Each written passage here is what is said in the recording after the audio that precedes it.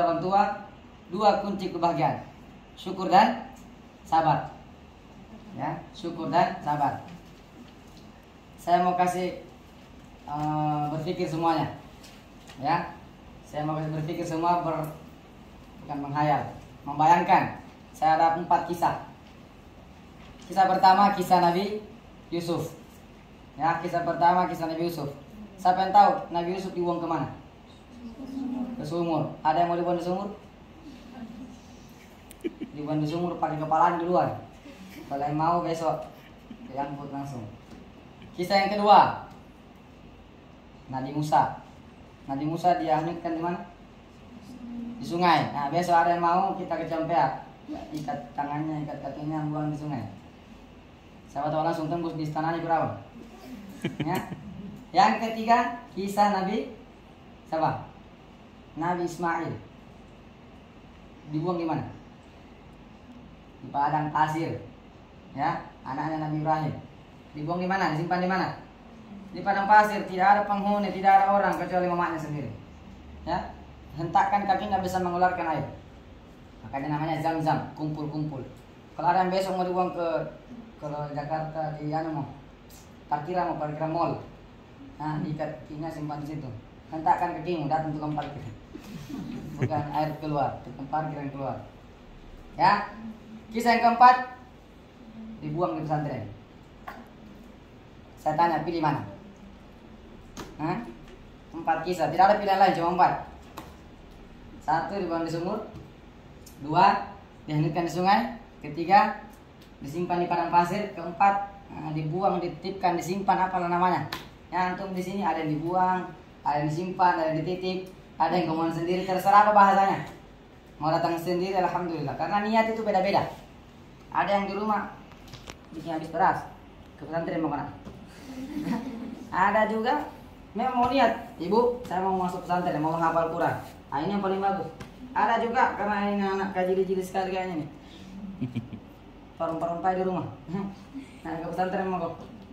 Apa memang karena pandemi ya tidak ada sekolah online, tidak ada sekolah tatap muka, ke pesantren mau kok. Ya, ada 4 kisah. Jadi yang mana paling ringan? Masuk pondok, turun ke sungai, turun ke sumur, atau masuk ke parkiran, ke padang pasir? Masuk pesantren. Kenapa kalian mau keluar? Kenapa mau bebas? Orang luar mau masuk, antum mau keluar, antum lagi. Kalian mau keluar. Nah, itu artinya keberadaan kita di sini harus disyukuri. Karena Nabi Yusuf dibuang di sungai, dibuang di sumur, ya, ujung-ujungnya jadi mulia, jadi nabi. Nabi Ismail disimpan di padang pasir, ujung-ujungnya jadi nabi. Siapa lagi? Nabi Musa dibuang di sungai, hanyut, tembus istananya Firaun, dibuang di sungai, jadi mulia, jadi nabi. Ya, kalian di sini tidak seberapa ujiannya. Nabi Yusuf ujiannya sumur, ya, dan yang lain. Kalian di sini ujiannya apa paling? Bosan, capek, ya, saling mengejek, sakit hati, ditegur. Ya. Nabi Musa dikirim ke sungai, dibuang ke sungai, masuk ke Firaun. Tidak pernah telepon samanya, nak, habis somo, nanti saya transfer. Tapi kakak Firaun adakah? Ya, habis soalnya ada sama Andini. Tidak mungkin, tidak ada begitu. Dibuang selesai. Nabi Yusuf dibuang ke sumur, tidak pernah dicari sama bapaknya. Ya, siapa yang beli Nabi Yusuf? Tidak habis di makanannya. Kalau habis saya kirimkan, kirim paket. Tidak ada begitu. Kalian di sini dikirim pesantren ke tahfiz. 2 bulan kemudian menelpon lagi sama. Bagaimana Muti? Aman dia, aman dia. Masih diperhatikan sama keluarga. Artinya ujian kita masih kecil, masih jauh dari para nabi sebelum kita. Ya, orang-orang soleh terdahulu. Salafus soleh mereka menuntut ilmu pakai air dan roti kering. Apa niatnya? Untuk meluruskan tulang belakangnya. Kita di sini nasi dibuang-buang. Ya, nah itu di pesantren. Saya sudah berapa tahun? 10 tahun di pesantren. Saya tahu seluk-beluknya. Apalagi ini ikhwan, akhwat, ya 50% saya tahu sebagian. Karena tidak pernah sama akhwat berasrama. Saya ikhwan terus, jadi saya tahunya ikhwan. Ya, itu materi pertama, syukur. Ya. perbaiki kesyukuran kita, perbaiki niat kita dari awal. Ya, ada yang dibuang, ada yang dititip, ada yang diwakafkan mungkin. Atau ada yang diwakafkan di sini untuk agama masuk. Atau ada yang dibuang ini tidak mau dihapus dari kakak, ambil lagi. Ya. Atau ada yang betul-betul yang kita harapkan satu, betul-betul datang ke sini untuk memperjuangkan cita-citanya, cita-cita masing-masing. Ya, cita-cita kalian, hanya kalian yang tahu. Ada yang mau jadi penghafal Quran saja, ada yang mau jadi pencetak penghafal Quran, ada yang menjadi pencetak dan menjadi penghafal Quran. Nah, itu mantap. Sebentar materi terakhir. Ya. Nah, materi pertama syukur dan sabar. Kalau ada masalah, sabar. Kenapa? Karena ujian kalian di pesantren sangat kecil. Ya, Ustaz Rahmat tadi sudah kasih pendahuluan. Saya pernah masuk pesantren SMA. Ya. SMP saya masih sekolah negeri. Naik sepeda pergi sekolah. 2 kilo 3 kilo. Kalau ada orang Makassar dari Maringkiri ke Minasaupa, naik sepeda. Ya. Belai. Pulang tidak berani ke PT. Kenapa? Karena saya tidak tahu bilang R. Karena Makassar itu kiri. Kalau saya kiri, bagaimana? Habis lagi.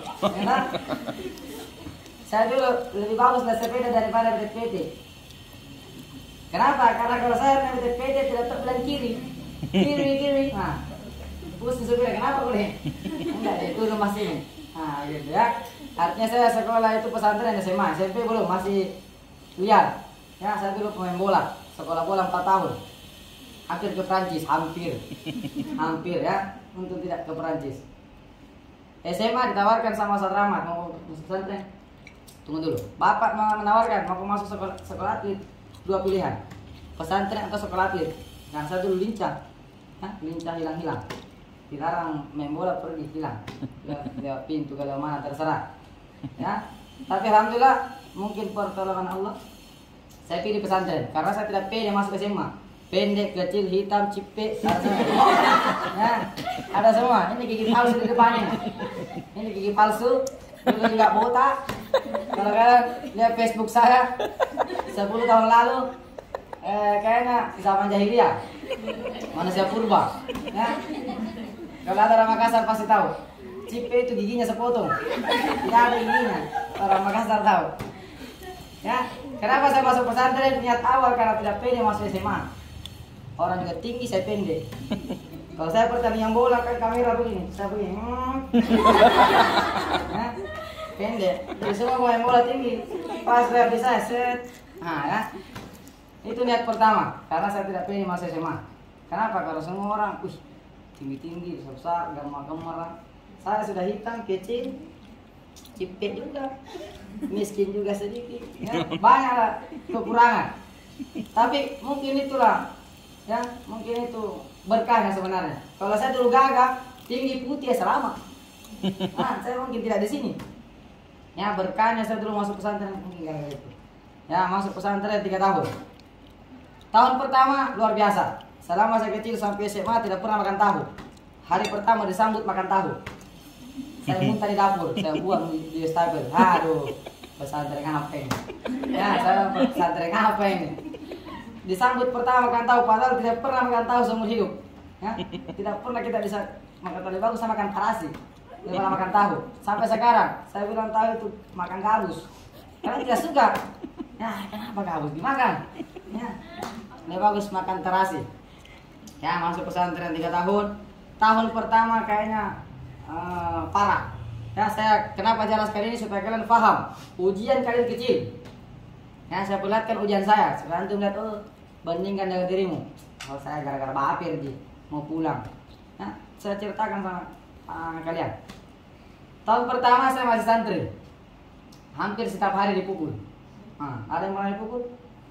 Nah, paling dipukul tadi ngamu, Ji. Kamu ini, kamu ya. Itu yang kamu, Ji. Kamu ini tidak membersihkan, kamu ini malas. Kamu ini begitu-begitu. Kalau kita di pesantren tidak bahasa kamu, langsung plak. Ya, karena memang kita makan pagi ya bambu, betis, kayu setiap hari itu harus dapat, wajib. Ya, apalagi sudah berjalan program wajib berbahasa Arab. Nah, ini bisa anggap neraka di pesantren sebenarnya.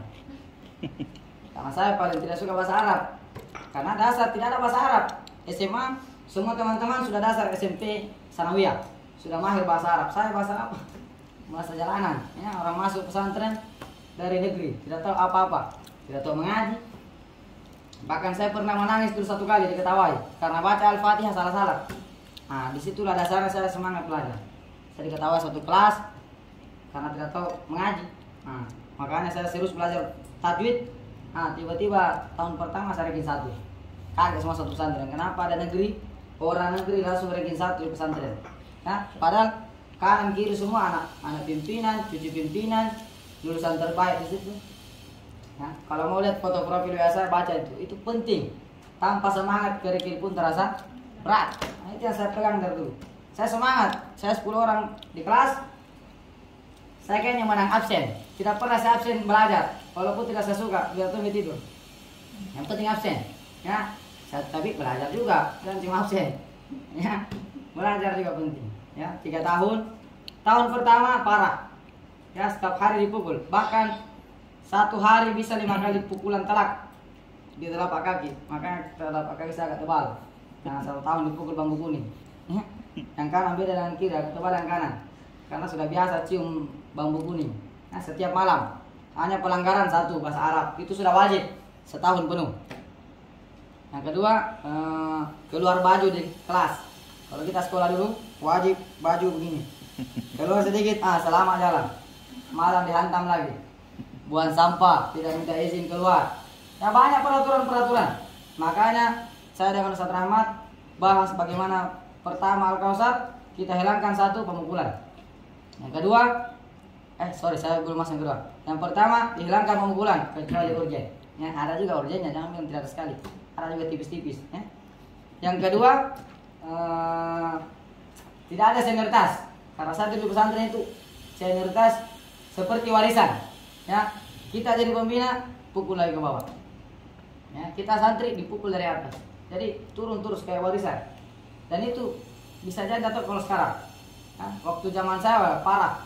Ya, setiap hari ada pemukulan. Saya kalau ingat sudah sering saya putus sendal pembina. Saya gunting. Karena jengkel, malam dipukul, besok putus mau gitu. Ya, atau jemurannya saya putus, selesai cuci ulang. Tapi kalau tidak dapat dihantam juga. Ya, banyak. Nah, itu seluk-beluk. Tapi 2 tahun kedua saya diangkat pembina selama jalan. Saya sudah pegang kayu. Nah, saya balas turun. Sampai saya pernah pukul 3 orang santri itu gara-gara baju saya keluar. Karena saya diangkat dari bagian pendidikan. Saya pukul bukan pukul. Kalau bahasa laki-lakinya itu dicangkul pahanya. Kalian tahu cangkul paha? Hah? Nanti kalian cari sendiri. Ya, saya cangkul pakai tumit. Gimana tuh? Kalau dia berdiri saya cangkul pakai tumit. Baru saya mantan pemain bola. Keras tendangannya sampai sujud menangis 3 jam. Nah, dia menangis. Saya sudah melanggar. Ya, artinya kekerasan di pesantren itu banyak. Yang harus kalian syukuri di sini semoga tidak ada. Ya, insya Allah tidak ada pemukulan. Nah, itu wajib disyukuri dan harus kita pertahankan sampai lama. Ya. Semoga tidak ada sampai hari kiamat insya Allah. Kemudian selesai 3 tahun membina di Sinjai, dikirim ke Sinjai untuk jadi pengajar. Ya, karena kita dulu pusat bergengsi, dikirim ke cabang. Jadi ustaz besar sekali namanya. Nah, makanya selama 1 tahun saya tidak pernah jadi imam qiyamul lail. Kenapa kira-kira? Tidak ada hafalan. Ya, saya dikirim ke Sinjai, cabang terbaik di pesantren saya itu hari. Ya, dan saya dikirim, tidak ada hafalan. Karena saya bukan kelas hafalan dulu. Jadi selama 1 tahun tidak pernah jadi imam qiyamul lail. 1 jelek tajwid, kedua tidak ada hafalan. Jadi saya malu. Jadi setiap hari saya tugasnya itu bawa kayu keliling kamar walaupun sudah tidak ada orang. Pura-pura membangunkan sampai subuh. Supaya lewat qiyamul lail. Karena kalau ada saya masjid, habis kas masuk. Kalau tidak ada isi kosong.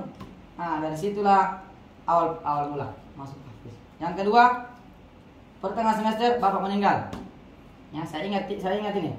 Di tengah semester saya banyak merenung. Siapa bisa selamatkan bapak ini? Ustaz Rahmat lewat. Ustaz Rahmat dulu pernah nakal. Ustaz Rahmat lewat. Rambutnya merah nih. Atau misi wapir Fir'aunnya. Tahu siapa Fir'aun? Ini.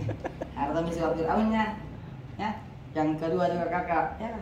Tidak bisa diharapkan dari segi menolong orang tua, ya, dan intinya kakak ke atas, ya, sama-sama semua gini, tidak ada harapan, ya, tidak ada harapan untuk menolong orang tua, sama-sama. Makanya saya merenung ada 1 jalur lagi, tinggal satu jalur penghafal Quran. Nah, di situ lah bagus kita terjun di situ. Selesai pengabdian, saya cari terus situs. Ada di Ar-Rahman, Bogor. Nah, anunya Ustadz Bang Nasir. Hampir berangkat, dari batal. Ustadz Ahmad dan Ibu larang karena tidak ada yang temani mama. Nah, tapi belok ke gunung juga ke Malima. Ya, itu cerita singkat. Kisah saya dulu untuk pesantren. Tapi ada yang menarik sebenarnya. Waktu di Sinjai itu saya lihat santri-santri beda dengan santri saya dulu. Yang dulu nakal-nakal. Nah, setiap hari pasti kita dengar bahasa kotor, perkelahian pasti. Tapi ketika saya di Sinjai beda. Kenapa? Karena perjuangannya beda. Dulu kita mewah, ini ada, makanan siap. Tapi di Sinjai makanan saya ingat itu bajabu. Siapa tahu bajabu? Kelapa goreng, kelapa disangrai. Nah, itu makanan wajib. Nah, saya juga dapat dulu seperti ayam dikis makan. Nah, di piring berbaris, saya lihat ikut dong. Apa itu mah? Ya, pembinaannya sudah kasih gini. Satu, disembur-sembur dia. Makanan dia. Bagi-bagi, kayak makanan India. Santri juga tetap sabar. Tapi saya lihat berkahnya luar biasa. Semua santri ketika berbicara dengan saya tidak ada yang pernah berdiri. Saking bagusnya halangnya. Semua duduk, bahkan yang paling tinggi. Kalau dia mau ketemu Ustaz, duduk jongkok di depan saya. Apa kau tuh? Iya Ustaz. Kasih istri kau. Mau tuh waktu yang nggak mau cerita. Betul dong. Apa tuh? Nah, izin Ustaz. Izin juga Pak. Mau Pak. Ya, artinya berkah dari makanan mereka, berkah dari perjuangannya tersalurkan ke akhlak mereka. Ya, jadi jangan bilang kalau perjuangan itu susah atau perjuangan itu azab. Tidak semua, ada juga perjuangan yang untuk memperbaiki akhlak kita, memperbaiki hafalan kita mungkin. Ya, jadi banyak perjuangan dan banyak suka duka di pesantren. Dan harus kalian bersabar. Kuncinya 2. Apa tadi? Syukur dan sabar. Oke? Nah, ini sudah jam 11, paling 20 menit lagi. Ada materi terakhir yang saya perlu sampaikan. Saya kemarin sampaikan di Ikhwan Depok. Dan ini yang saya anggap ini yang utama. Tadi itu cuma Dima. Baru mau ke Dima. Ya. Jadi materi intinya 4. Nah ini. 4 kriteria santri Tafsir Kausar. Antum lagi. Kalian pilih yang mana 4 kriteria ini. Ya, 4 kriteria santri ke depan. Ya, cita-cita kita. 1.